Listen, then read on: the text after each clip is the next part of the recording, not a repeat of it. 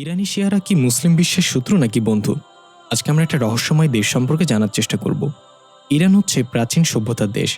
পৃথিবীর প্রথম দিককার সাম্রাজ্যগুলোর মধ্যে পার্সিয়ান বা ইরানিয়ান সাম্রাজ্য ছিল অত্যন্ত শক্তিশালী ও সুবিশাল। কালক্রমে বিভিন্ন দেশের আগ্রাসনের পরেও তাদের ২৫০০ বছরের ইতিহাস, ঐতিহ্য, সংস্কৃতি এখনও অক্ষত রয়েছে। বিশ্ব রাজনীতিতে ভৌগোলিক ও অর্থনৈতিক দিক থেকে ইরান অত্যন্ত গুরুত্বপূর্ণ। ইরান মধ্যপ্রাচ্য, দক্ষিণ এশিয়া ও মধ্য এশিয়ার কেন্দ্রবিন্দুতে অবস্থান করে। বিশ্ব বাণিজ্যর বিরাট একটা অংশ ইরান প্রভাবিত অঞ্চল দিয়ে হয়ে থাকে। তাই ইরান ভৌগোলিক দিক থেকে বিশ্ব শক্তিগুলোর কাছে কৌশলগত গুরুত্ব বহন করে। বাণিজ্যিক পথ ও গ্যাস পাইপলাইনের জন্য দক্ষিণ এশিয়াতেও ইরান অত্যন্ত গুরুত্বপূর্ণ। পারস্যতে ইসলামের আগমন। ২৫০০ বছর পূর্বে ইরানি প্রথম কেন্দ্রচালিত শাসন ব্যবস্থার প্রচলন করে বিশাল শক্তিশালী পার্সিয়ান সাম্রাজ্য প্রতিষ্ঠা করেছিল। ইরান ইসলামের আগমনের পূর্বে সেখানকার সর্বশেষ সাম্রাজ্য ছিল শাসনীয় সাম্রাজ্য। এটি প্রায় ৪০০ বছর ধরে রাজত্ব করে এবং এটি তৎকালীন পৃথিবীর দুটি প্রধান শক্তির একটি ছিল। পার্সিয়ান সাম্রাজ্য থেকে শাসনীয় সাম্রাজ্য পর্যন্ত প্রায় ১১০০ বছর তারা পার্সি বা জরথুস্ট্র ধর্মে বিশ্বাসী ছিল। খলিফা উমর রাদিয়াল্লাহু আনহু এর আদেশে ৬৫১ সালে আরবদের ইরান বিজয় সম্পন্ন হয়। তারপর থেকেই ইরানে জরথুস্ট্রবাদের প্রভাব কমে যায় এবং ইসলামের প্রভাব বাড়তে থাকে। এর ফলে ইরান মুসলিম সুন্নি প্রধান দেশে পরিণত হয়। তারপর ১৫০১ সাল থেকে আধুনিক ইরানের জন্ম হয় সাফাবিদ শিয়া রাজবংশের অধীনে। তারা শিয়া পার্সিয়ান সাম্রাজ্য প্রতিষ্ঠা করেছিল এবং ইসলামিয়া খেলাফত ও মুঘল সালতানাতের সাথে একাধিক রক্তক্ষয়ী সংঘর্ষে জড়িয়েছিল। তখন ইরান সুন্নি প্রধান ছিল। সাফাবিদরা শিয়া ধর্মকে রাষ্ট্রীয় ধর্ম ঘোষণা করে। এরপর তারা সুন্নি মসজিদ সমূহ ধ্বংস করে সুন্নিদের হত্যা নির্যাতন শুরু করে দেয়। লক্ষ লক্ষ মুসলিম হত্যা করে সমস্ত ইরানে সাফাবিদরা ১২ ইমামের শিয়া ধর্ম প্রতিষ্ঠা করেছিল। তারপর কালক্রমে ১৯২৫ সালে পাহলবিরা ক্ষমতায় আসে। তারা ছিল সেকুলার আমেরিকাপন্থী। ১৯৭৯ সালে খোমেনির নেতৃত্বে পাহলবিদের বিরুদ্ধে বিপ্লব ঘটানো হয় এবং ইরানে পুনরায় সাফাবিদদের ১২ ইমামের শিয়া ধর্ম পুনর্স্থাপন প্রতিষ্ঠা করা হয়। ইরানের ধর্মীয় বিশ্বাস। ইরান মূলত ১২ ইমামের শিয়া ধর্মে বিশ্বাসী। শিয়া ধর্মের অনেকগুলো ভাগ আছে যাদের আকিদাগত বিশ্বাস আলাদা। আমরা শুধু ইরানি খোমেনির আকিদা বা বিশ্বাস আলোচনা করব। ইরানের ধর্মীয় নেতা রুহুল্লাহ খোমেনি ইসনা আশারিয়া সম্প্রদায়ের, যাদেরকে আবার শিয়াদের আরেকটি সম্প্রদায় জাইদিয়া ইয়েমেনি হুতি রাওকাফের আখ্যায়িত করেছিল। তবে বর্তমানে ইসনা আশারিয়া সম্প্রদায়ের সফলতায় অন্যরাও তাদের দলভুক্ত হচ্ছে। বর্তমানে খোমেনির ইসনা আশারিয়া সম্প্রদায় শিয়াদের মধ্যে সবচেয়ে শক্তিশালী ও সংখ্যাগরিষ্ঠ। ইরানের সুপ্রিম লিডার ইমাম আয়াতুল্লাহ রুহুল্লাহ খোমেনি লিখিত কিছু গ্রন্থ থেকে আমরা তাদের আকিদা জানার চেষ্টা করব। ১. সৃষ্টিজগতের প্রতিটি কণার উপর ইমামগণের আধিপত্য রয়েছে। ২. ইমামগণের মর্যাদা নৈকট্যশীল, ফেরেশতা, নবী ও রাসূলগণের ঊর্ধ্বে। ৩. ইমামগণের শিক্ষা কোরআনের বিধানাবলী ও শিক্ষার মতোই চিরস্থায়ী এবং অবশ্য পালনীয়। ৪.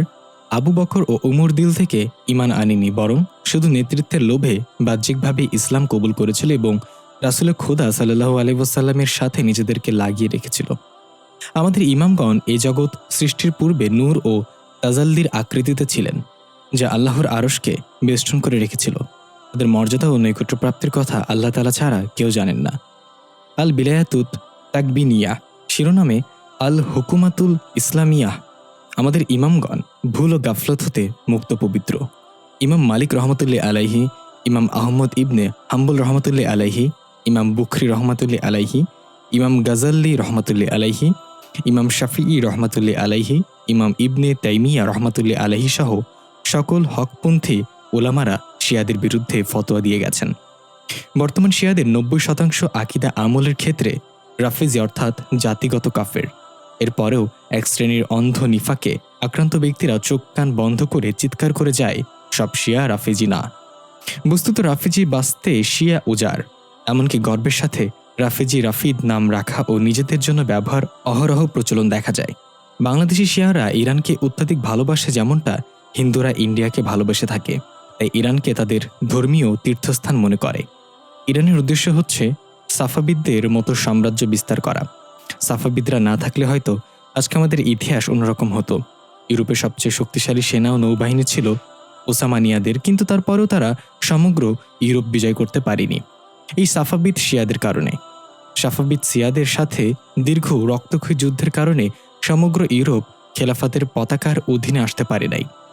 সাফাবিদরা খেলাফতের বিরুদ্ধে যুদ্ধ করে নিজেদের সাম্রাজ্য বিস্তার করেছিল এবং তাদের এই সাম্রাজ্যকে পার্সিয়ান সাম্রাজ্যের আদলে গঠন করা হয়েছিল।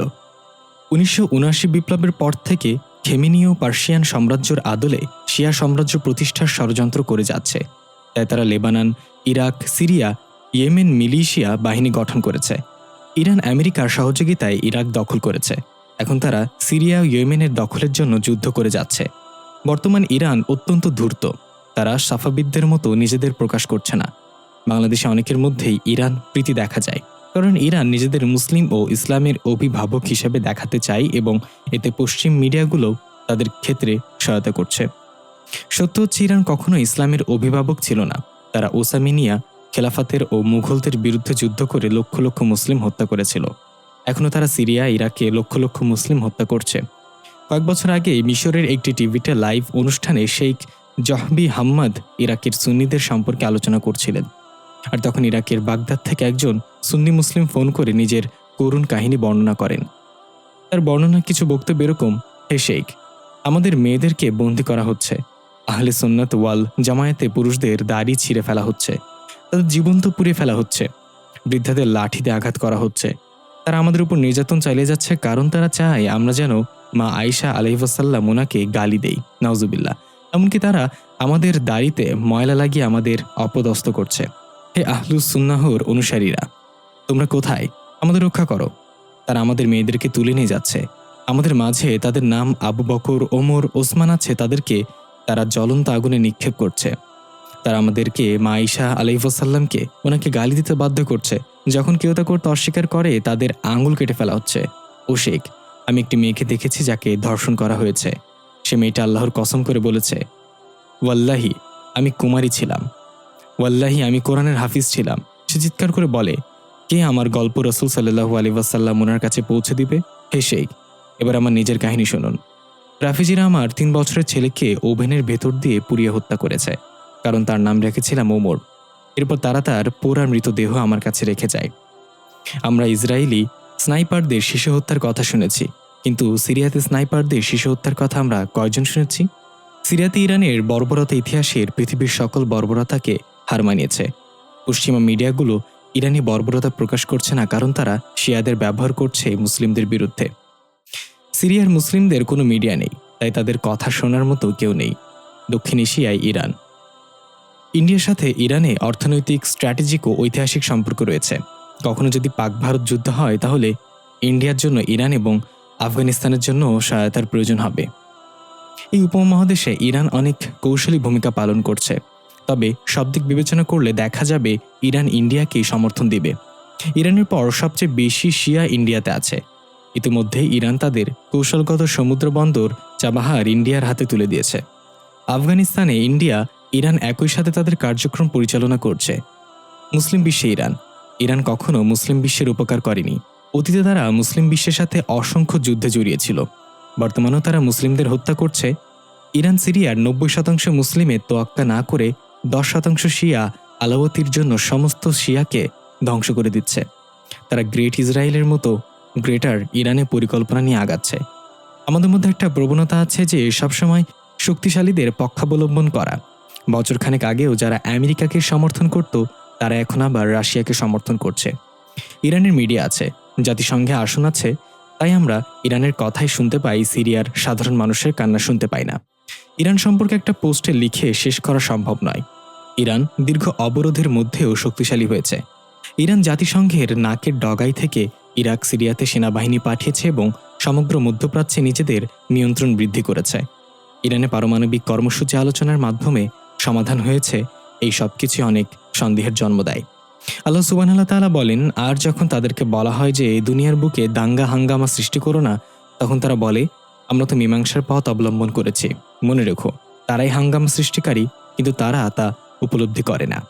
আর এমন কিছু লোক রয়েছে যাদের পার্থিব জীবনের কথাবার্তা তোমাকে চমৎকৃত করবে, আর তারা সাক্ষ্য স্থাপন করে আল্লাহকে নিজের মনের কথার ব্যাপারে। প্রকৃতপক্ষে তারা কঠিন ঝগড়াটে লোক। আর যখন তাদেরকে বলা হয় অন্যান্যরা যেভাবে ঈমান এনেছে তোমরাও সেভাবে ঈমান আনো, তখন তারা বলে, আমরাও কি ঈমান আনবো? বোকাদেরই মতো? মনে রেখো, প্রকৃতপক্ষে তারাই বোকা, কিন্তু তারা তা বোঝে না। পরিশেষে মহান আল্লাহর কাছে দোয়া করি, আমাদেরকে সরল পথ দেখাও, সে সমস্ত লোকের পথ যাদেরকে তুমি নিয়ামত দান করেছ, তাদের পথ নয়, যাদের প্রতি তোমার গজব নাজিল হয়েছে এবং যারা পথভ্রষ্ট হয়েছে।